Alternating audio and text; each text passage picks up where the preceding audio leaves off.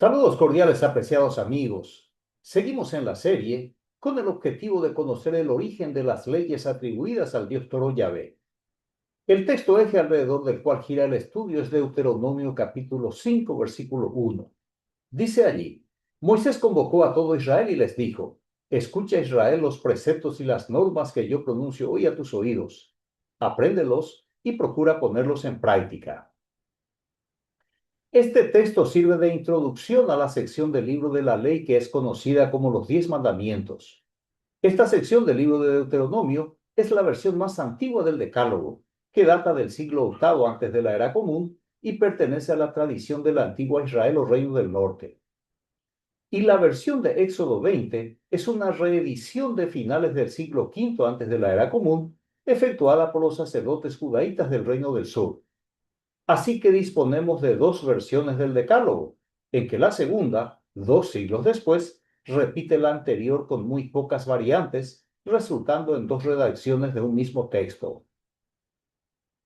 En esta exposición voy a emplear la versión más antigua, la que corresponde a la antigua Israel o Reino del Norte, que cubre la primera mitad del capítulo 5 de Deuteronomio.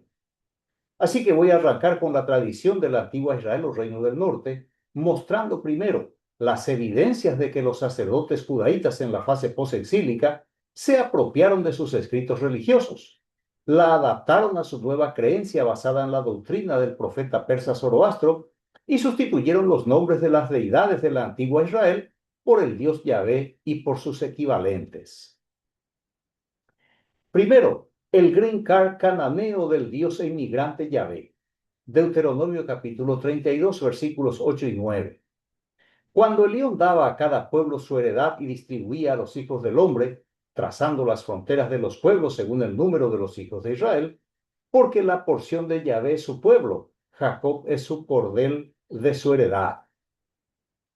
Elión significa el más alto y es el título otorgado al dios el padre de los 70 dioses del panteón cananeo. Yahvé nunca formó parte del panteón cananeo, pero los sacerdotes judaítas crearon este texto con una terna de objetivos bastante claros. Primero, legitimar la apropiación indebida del territorio de la antigua Israel o Reino del Norte, afirmando que le fue otorgado por el dios Elión, el dios jefe del panteón cananeo. Segundo, que Yahvé sea reconocido como el dios de Jacob, el dios del patriarca del Reino del Norte, una afirmación totalmente falsa, como lo veremos en breve. Y tercero, regularizar la estadía del inmigrante Yahvé, el dios del desierto del Sinaí, que fue introducido en el templo de Salomón por los sacerdotes egipcios, por los adoradores de Apis, el dios toro sagrado del antiguo Egipto.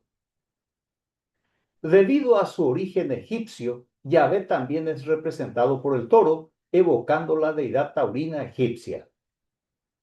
La prueba está en Ezequiel capítulo 44, versículos 6 y 7. Dice allí: y dirás a esta casa de rebeldía, la casa de Israel, así dice el Señor Yahvé: ya pasan de la raya todas sus abominaciones, casa de Israel, que han cometido introduciendo extranjeros incircuncisos de corazón y de cuerpo, para que estuvieran en mi santuario, y profanaron mi templo cuando me ofrecían mi alimento, grasa y sangre. Así han roto mi alianza con todas sus abominaciones. Recuerde que el territorio de Judá fue ocupado durante mucho tiempo por los egipcios, dejando profundas huellas en la política y en la religión judaíta en el periodo preexílico. Por ejemplo, la práctica de la circuncisión y la representación de Yahvé por la figura del toro tienen su origen en Egipto. Segundo, el dios de Jacob fue la deidad cananea El. Génesis 35 dice lo siguiente: le dijo Dios, tu nombre es Jacob, pero ya no te llamarás Jacob, sino que tu nombre será Israel. Y lo llamó Israel. Le dijo Dios, yo soy el Shaddai, sé fecundo y multiplícate. Un pueblo, una multitud de pueblos tomará origen de ti y saldrán reyes de tus entrañas. Jacob llamó al lugar donde había hablado Dios con él, Bet-El. El caudillo de la antigua Israel o Reino del Norte fue Jacob, y su nombre fue cambiado para Israel, de donde toma nombre la nación de la antigua Israel, que significa el príncipe del dios El. Según el texto, quien se le apareció fue el dios El Shaddai, que significa el dios El de la montaña. Finalmente, Jacob llamó al lugar del encuentro Betel, que significa la casa del dios El, la casa del padre de los 70 dioses del panteón cananeo. Así que el Dios de Jacob fue el Dios cananeo el Dios de Israel, y nunca Yahvé. Tercero, los sacerdotes judaítas crearon la conversión de Jacob. Génesis 28, 20 y 21 dice, e hizo voto Jacob diciendo, si fuere Dios conmigo y me guardare en este viaje en que voy, y me diere pan para comer y vestido para vestir, y si volviere en paz a casa de mi padre, entonces Jehová será mi Dios. Los sacerdotes judaítas crearon esta narrativa para que los habitantes del extinto reino del norte abrazaran la religión judía, en que supuestamente Jacob escogió a Yahvé para su Dios, después de haberle desafiado a demostrar su capacidad protectora y proveedora. Pero esto es otro cuento entre tantos otros que abundan en la literatura religiosa hebrea y en la cristiana. Y cuarto, los editores de la Biblia en castellano ocultaron el politeísmo. Números 24:16 dice lo siguiente: oráculo del que oye los dichos de Dios, que conoce la ciencia de Elión y contempla las visiones de El Shaddai, caído, pero con ojos abiertos. Esta es la versión de la Biblia textual edición 1999, publicada por la Sociedad Bíblica Iberoamericana. Donde dice Dios, debía ser Él, el Dios de Israel y padre de todos los dioses del panteón cananeo. Elión es el título del dios El, quien preside a los 70 dioses del panteón cananeo. La segunda deidad mencionada es El Shaddai, el dios El de la montaña. Son dos dioses adorados en Israel y Judea y en el templo jebuseo de Jerusalén. Veamos este mismo texto en la versión Reina Valera, edición 1960, publicada por Sociedades Bíblicas Unidas. Dice esta versión: dijo el que oyó los dichos de Jehová y el que sabe la ciencia del Altísimo, el que vio la visión del Omnipotente, caído pero abierto los ojos.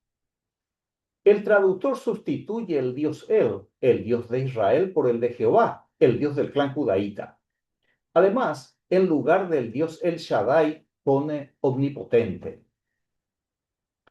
Con este arreglo del traductor de la Biblia hebrea, el lector cree que el texto está hablando únicamente del Dios Yahvé y que el escritor bíblico emplea los atributos del Dios Yahvé para no repetir el nombre de la deidad y evitar la redundancia. Pero es un engaño del traductor para vender al lector la idea de que la nación de Israel fue una nación monoteísta desde su nacimiento y que su Dios siempre fue el toro Yahvé. Muy bien, después de esta presentación introductoria, pasemos a examinar el decálogo atribuido falsamente al dios mitológico Yahvé. El primer mandamiento establece en Deuteronomio capítulo 5, versículo 6, yo soy Yahvé tu Dios que te sacó de la tierra de Egipto, de la casa de esclavitud. El redactor de esta sección procedió a ordenar con un criterio bastante previsible al ubicar en primer lugar la identidad de la deidad mitológica, yo soy Jehová, y luego su relación con el pueblo, soy tu Dios o tu santo patrono. Con este primer mandamiento, los sacerdotes judaítas imponen a la nación posexílica al Dios Yahvé como el único Dios de Israel y Judea. El mandamiento se construye sobre la base de su labor redentora. Te saqué de la tierra de Egipto, de casa de servidumbre. Hoy sabemos que el Éxodo es una leyenda, elaborada con el fin de brindar una identidad histórica a la nación de Israel, porque no existe ningún registro de la presencia de Israel en Egipto, ni que José fuera el primer ministro allí, ni que Moisés realizara sus célebres hazañas. Lo que sí existe en la Biblia es la prueba de que Egipto estuvo en Canaán. Tras la muerte del rey Josías en Megido, en el año 609 antes de la era común, el faraón egipcio Necao II depuso al rey Joacás, hijo de Josías, tras solo 3 meses de reinado. y lo sustituyó por su hermano Joaquín o Eliaquín, convirtiendo a Israel en vasallo de Egipto, imponiéndole tributo. Este hecho fue registrado en el libro de los reyes de Israel, que está en pantalla. Esa huella de sumisión y dolor impulsó la revancha israelita en el campo literario, político, religioso, al crear la leyenda del éxodo de Egipto, donde el héroe es el dios Yahvé, quien supuestamente liberó al pueblo oprimido con la extraordinaria manifestación de su poder ante los egipcios.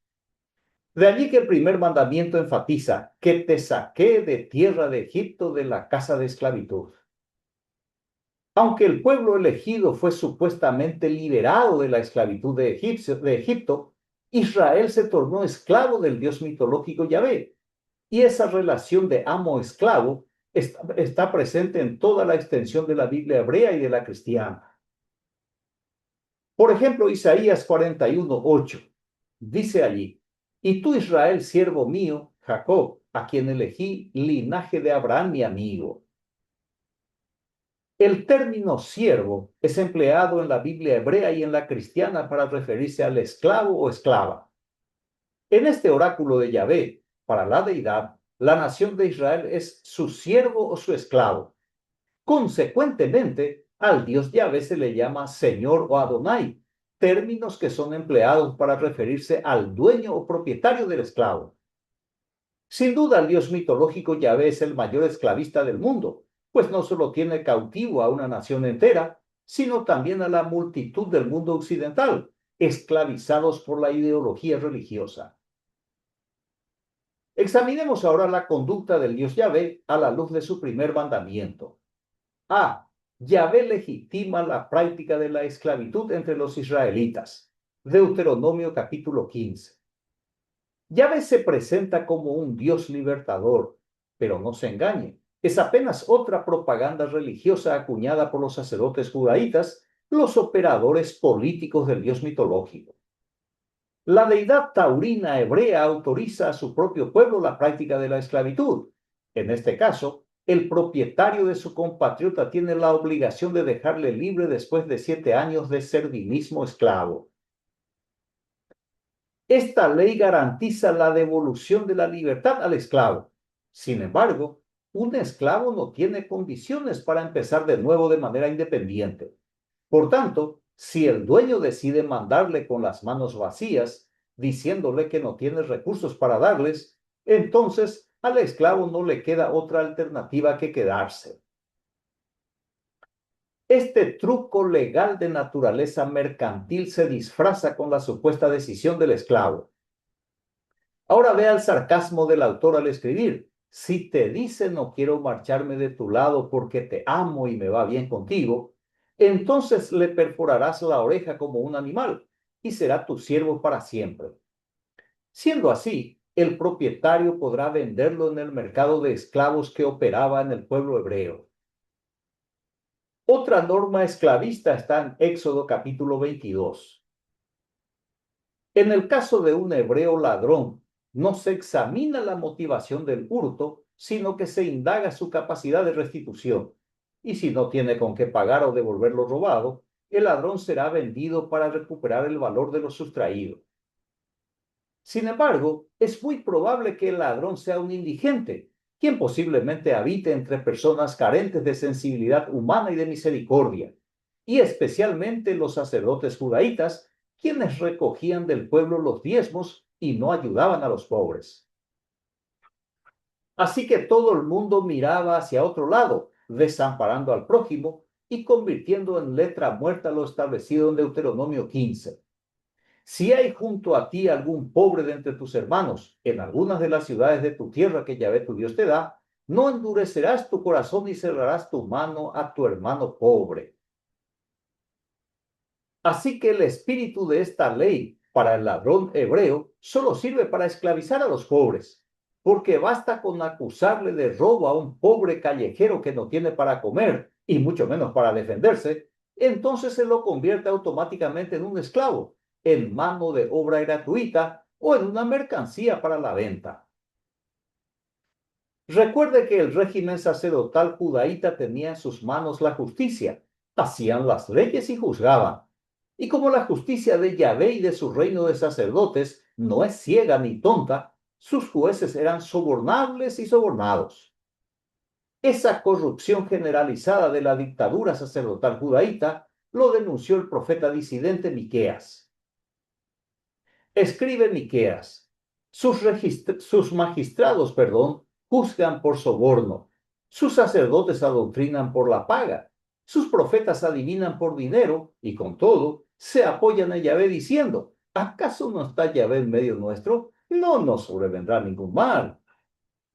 Así como los sacerdotes judaítas no le ayudaban a los pobres y menesterosos, sino que ponían la vista en sus propios intereses, así también el Dios Yahvé no miraba el accionar de sus ambiciosos y corruptos sacerdotes, sino que era cómplice de sus actos. Isaías 42:6 dice lo siguiente: Yo Jehová te he llamado en justicia y te sostendré por la mano, te guardaré y te pondré por pacto al pueblo, por luz de las naciones. Yo Jehová te he llamado en justicia y te pondré por luz de las naciones.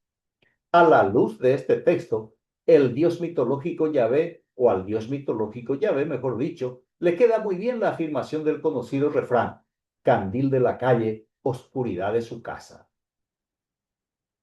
Pero sigamos con las leyes del dios esclavista Yahvé, esta vez en el ámbito de la guerra.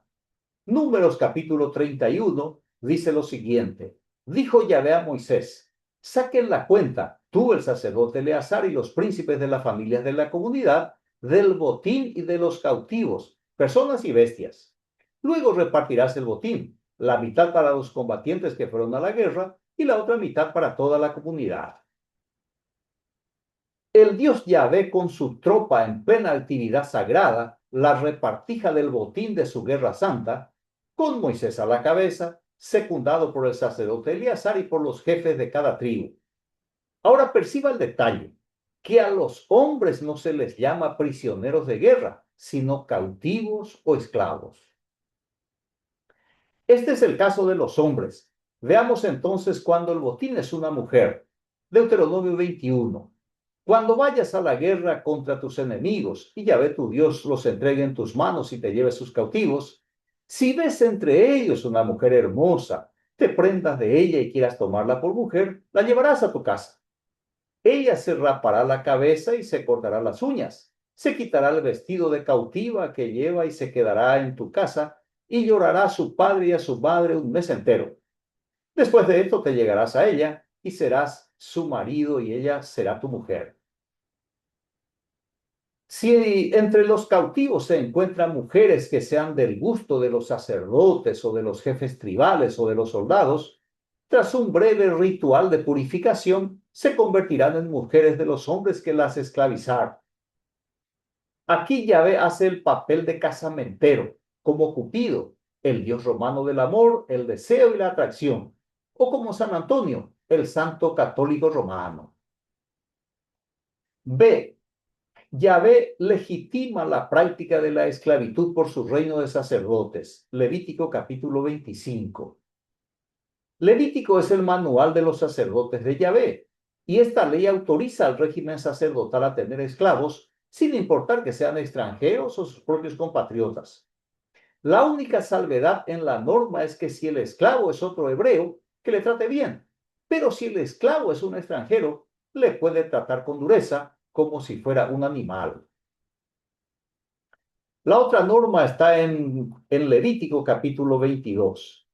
Dice allí: ningún laico comerá las cosas sagradas, ningún huésped del sacerdote ni jornalero suyo comerá de las cosas sagradas. Pero si un sacerdote compra con su dinero una persona, ésta podrá comer de las cosas sagradas.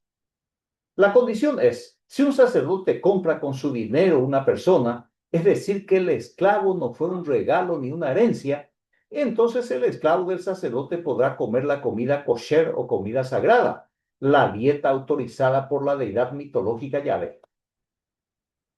C. Yahvé reglamenta la práctica de la esclavitud en Israel. Éxodo capítulo 21. Esta es otra norma bastante turbia, porque permite al dueño golpear a su esclavo con un trozo de madera, con la frecuencia que desee, como una tortura permanente, sin que por ese acto cruel sea castigado, considerando que el esclavo es su propiedad. En síntesis, puede tratarlo como quiera, donde quiera y cuando quiera. La única acción punible es si después de una de las tantas palizas, el esclavo muere en el acto del castigo. Sin embargo, para librar al propietario existen muchos recursos, desde los testigos falsos hasta los jueces que juzgan por soborno, como lo vimos recientemente en Malaquías. En esta ley se puede observar la completa falta de humanidad de los religiosos. Son unos verdaderos bárbaros, seres crueles, peores que animales salvajes. D. Jesús el Galileo trataba a sus seguidores como sus esclavos.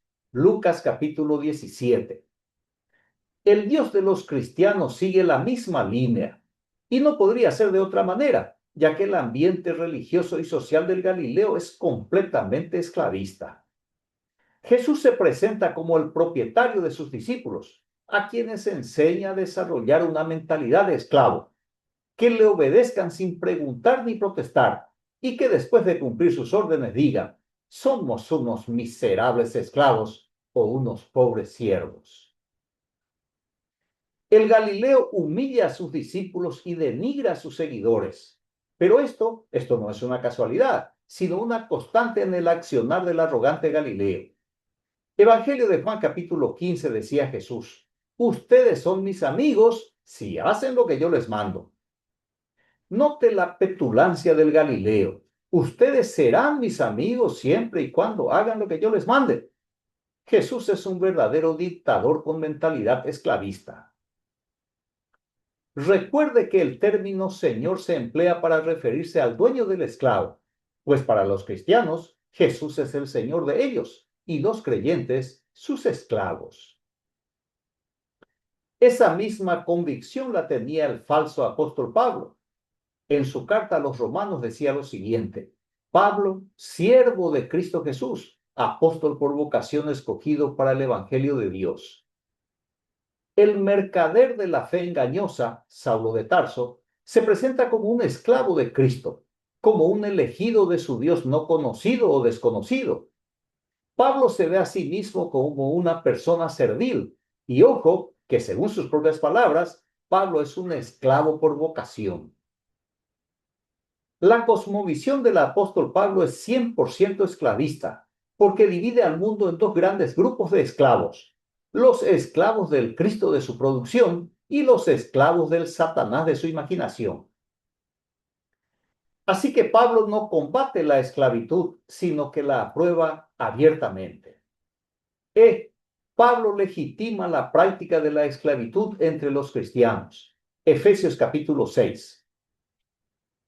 En su carta a los Efesios, Pablo se dirige exclusivamente a los esclavos convertidos en la fe de su Cristo, y no les aconseja que oren o que lean sus cartas y los evangelios o que hagan el bien a su prójimo, sino que les ordena que obedezcan a sus propietarios de este mundo, dando a entender que en el otro mundo el propietario de sus vidas es el Galileo ejecutado por sedición, quien fue divinizado, deificado y adorado por sus seguidores. Según Pablo, la obediencia del esclavo debe ser con reverencia y temor, como si su dueño fuese el Cristo de Pablo. Es decir, que el esclavo deberá servir a su propietario como si fuese su Dios. Pero eso no es todo. Pablo ordena a los esclavos cristianos que cumplan sus deberes de corazón, porque esa es la voluntad de Dios, del Dios esclavista de Pablo. Escuchemos ahora al integrante del grupo selecto de apóstoles del Galileo. F. Pedro legitima la práctica de la esclavitud entre los cristianos. Primera de Pedro capítulo 2. Pedro ordena a los esclavos cristianos que sean sumisos a sus dueños y que dejen de ser chillones si los maltrata, que aguanten el trato severo de sus propietarios. El argumento de su mandato es que ese sufrimiento injusto o inmerecido es meritorio delante del Dios no conocido, que la severidad del trato es algo loable, es algo digno ante el Dios esclavista. En pocas palabras, que aguante el maltrato de su propietario por consideración a Dios. Así que el primer papa de la Iglesia Católica defendía la esclavitud de los cristianos. G. La Iglesia Católica Romana practicó la esclavitud. El Papa Nicolás V emitió dos bulas clave que legitimaron la esclavitud y la expansión colonial portuguesa, Dum Diversas en el año 1452 y Romanos Pontifex en 1455. Estos documentos autorizaron al rey Alfonso V de Portugal a invadir tierras, a someter a sarracenos y paganos y reducir a los no cristianos a servidumbre perpetua, impulsando la trata de esclavos en el África. En la América India sucedió lo mismo. Los esclavos aborígenes fueron los constructores de las majestuosas catedrales, verdaderos monumentos a la barbarie católica que nos recuerda la impunidad de los dirigentes religiosos y la de su institución. Recién en el año 1839, 4 siglos después, el Papa Gregorio XVI condenó la esclavitud por contravenir la dignidad humana. A muy buenas horas. H. La Iglesia Evangélica Bautista practicó la esclavitud. En los Estados Unidos de Norteamérica, la Congregación Bautista del Sur fue esclavista. Esta denominación justificaba la esclavitud argumentando que cristianizar a los esclavos los convertían en mejores trabajadores al enseñarles obediencia. Se utilizaron varios textos de la Biblia hebrea y en especial las cartas de Pablo para argumentar que los esclavos debían obedecer a sus amos como si sirvieran a Cristo, la ideología religiosa paulina que fue utilizada para sustentar la estructura racial y el poder. La Iglesia Bautista, en el contexto de la esclavitud, sirvió de herramienta de control para los terratenientes esclavistas y además sirvió de refugio espiritual y resistencia para los esclavizados. La complicidad institucional con la esclavitud llevó a que seminarios e instituciones bautistas modernas, como la Baptist Press, publicaran lamentos honestos reconociendo su pasado racista. La Iglesia Presbiteriana también practicaba la esclavitud, al igual que la Iglesia Metodista, que en el año 1844 se dividió entre metodistas del norte y del sur debido a la esclavitud negra. La Iglesia Bautista también se dividió entre bautistas del norte y del sur, siendo que los del sur siguieron con la práctica de la esclavitud.